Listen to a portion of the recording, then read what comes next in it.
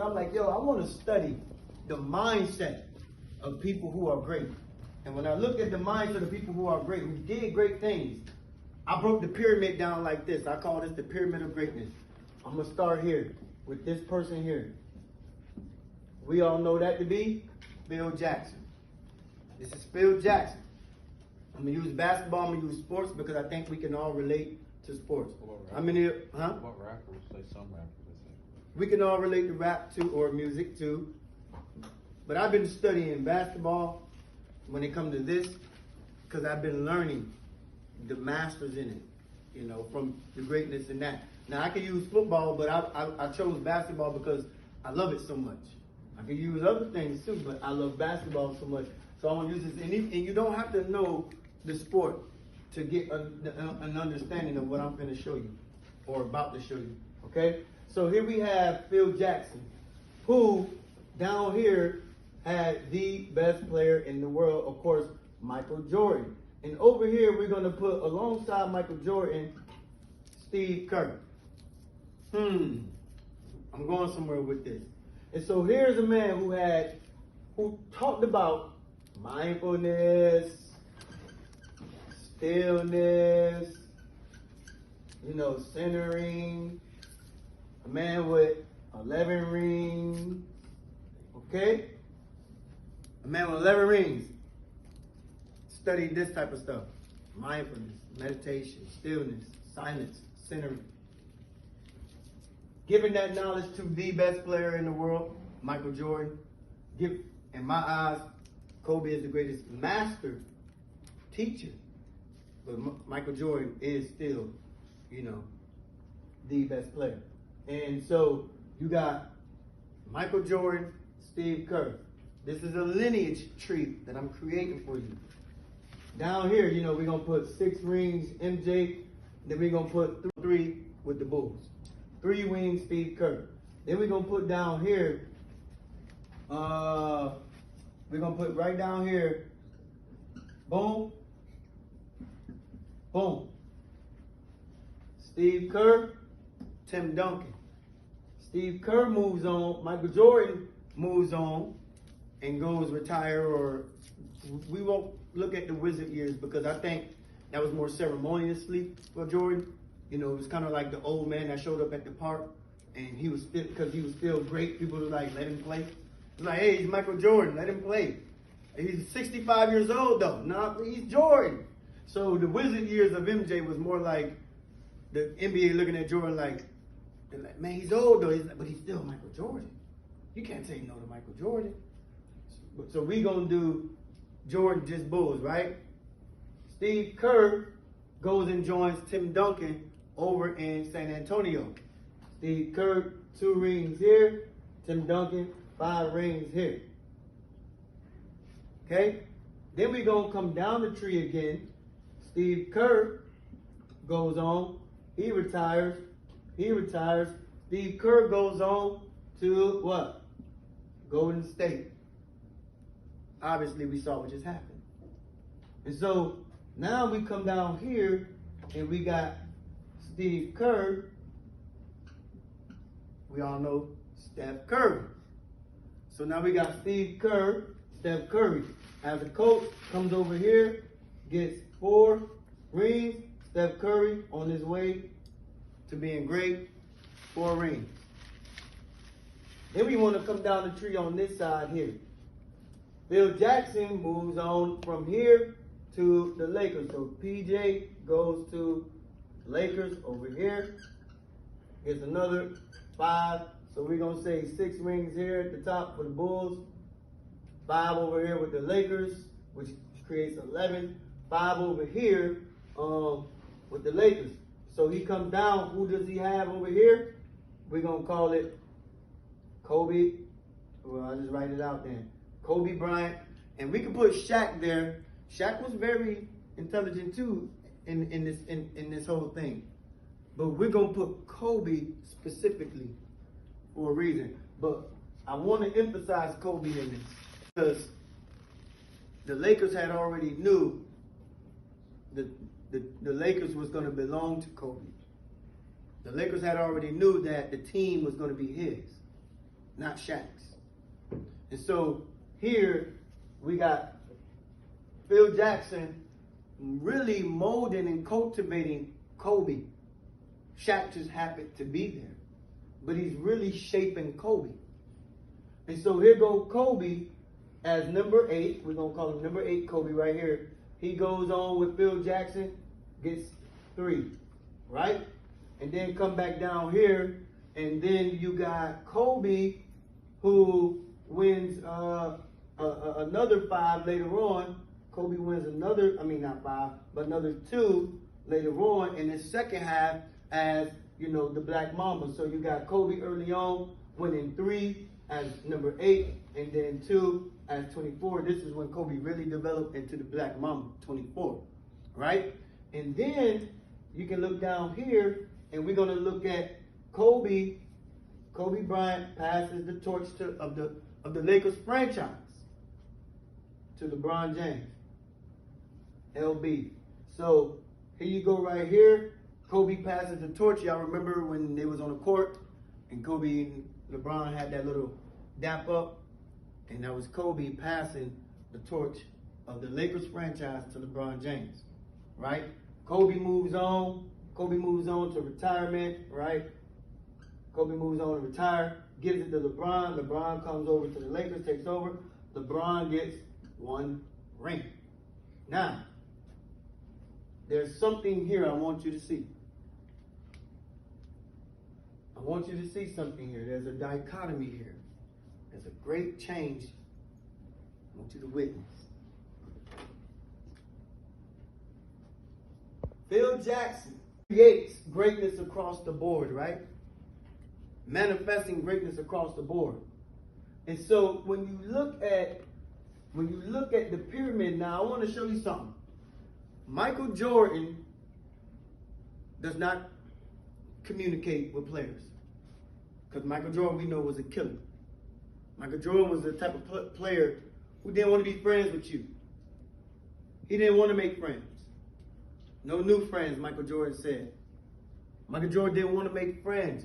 But Michael Jordan did what? Michael Jordan passed the torch to Kobe.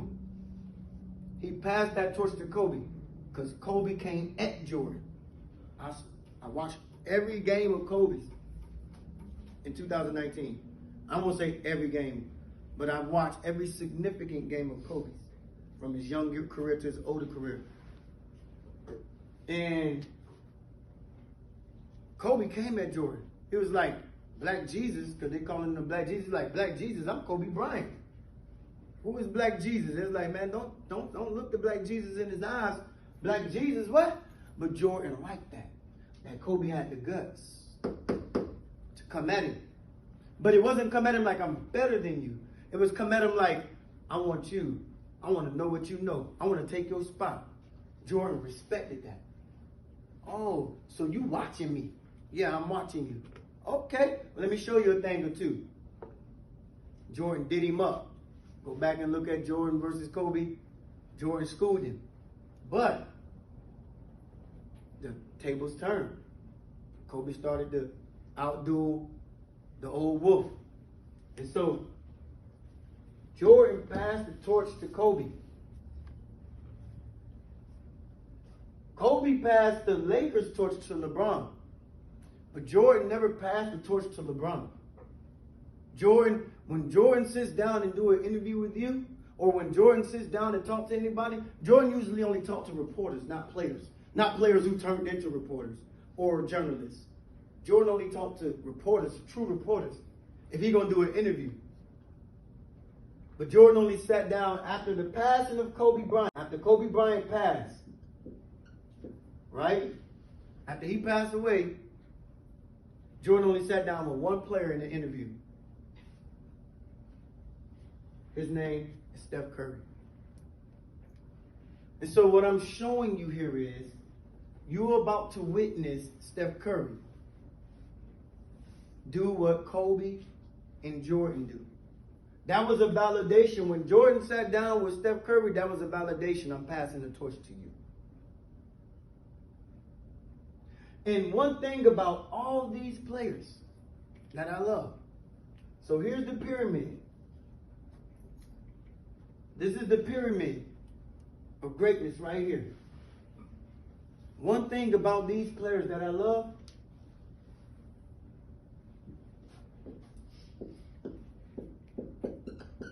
one team, where he at? Tim Duncan, one team.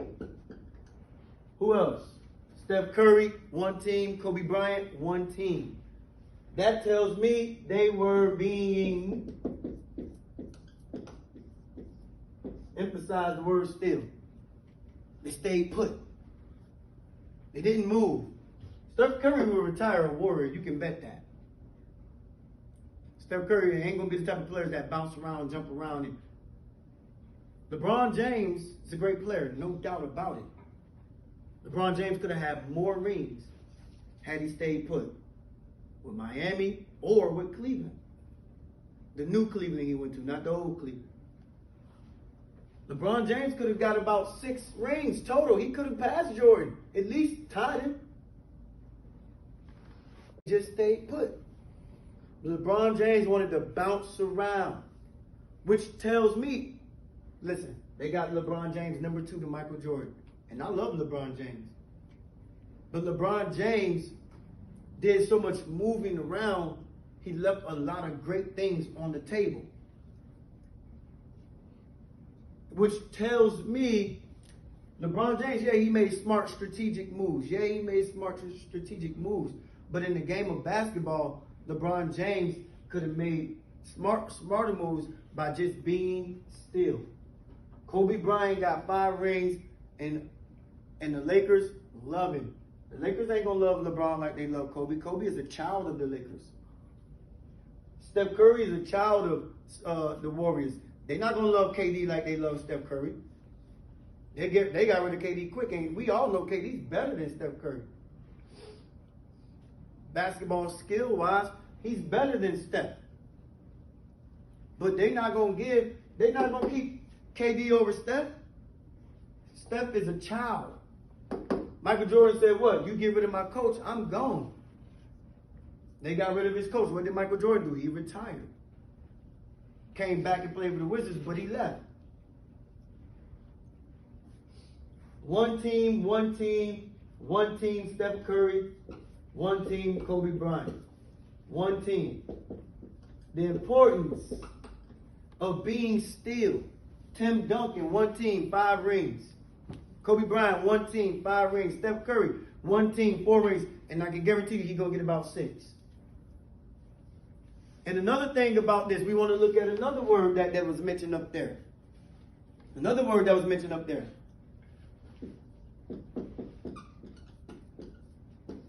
Silence. Steph Curry ain't the biggest. Yeah, he dances and he shimmies on the court. We all know that kind of like arrogance when he's dancing on the court like this and stuff. Never heard a peep out of Tim Duncan. Kobe Bryant. Semi-trash talker, but they called him a black mamba for a reason. Because you couldn't dictate him. Because he was silenced. He was within here with it. He was quiet with it. You couldn't dictate what Kobe would do. Because that's what a black mamba is. Unpredictable. You can never dictate what the mamba's going to do. And so when Kobe was doing moves on him, Kobe talking about his footwork. They talk about Kobe's footwork. And it was like, he hit you with a turnaround back here and you don't know where he went. You can't predict him. He's unpredictable. Kobe Bryant was unpredictable. But you got to understand that the importance of greatness, the importance of you being great, the importance of you doing something good, the importance of you being a master of yourself, which is one of the other words Kobe and both Phil Jackson said. Master, right here. To be a master of yourself, you have to be still and silent about what you're going to do. In the meditation, what did we do? We kept our balloon. We didn't let our balloon go. We did what? What we did? We freed it. We freed our balloon. We didn't let it go. Because if you let it go, then you let the vision go. We freed our balloon. We intentionally allowed it to be, go, and prosper. We released it. Because we don't want to hold on to something that could potentially be bad for us. And when I say potentially, meaning what was attitude about? Adjustment. It's about the adjustment. If we need to adjust, we make that adjustment. But if we're holding on to that balloon and you 10 years in deep and you still ain't did nothing, but you still holding on to that balloon, it's obvious you need to make an adjustment. Because this balloon is weighing you down. So we have to free it. So in the future, when we need to make an adjustment, we can say, okay, this idea ain't working. We can let that go. We can release that and we can move on to the next. Right? And so in your education, we're talking about who are we learning from? Where are we looking to study at? Where are we looking to study from? The people we're studying from. We lose our drive, when we lose our thrill, when we lose our excitement to be great in a way, those ideas we're holding on to, that balloon, when we lose that excitement, we have to let that go. We have to let that go and be like, see ya, and blow up another one. Reinvent. Time to reinvent. Okay, back to the drawing board. So, you heard what Kobe said. I spend 10 to 15 minutes every day in silence, in meditation, thinking about the day. All right? So true mastery, when you look at those who did it in the modern era of basketball, Jordan, Tim Duncan,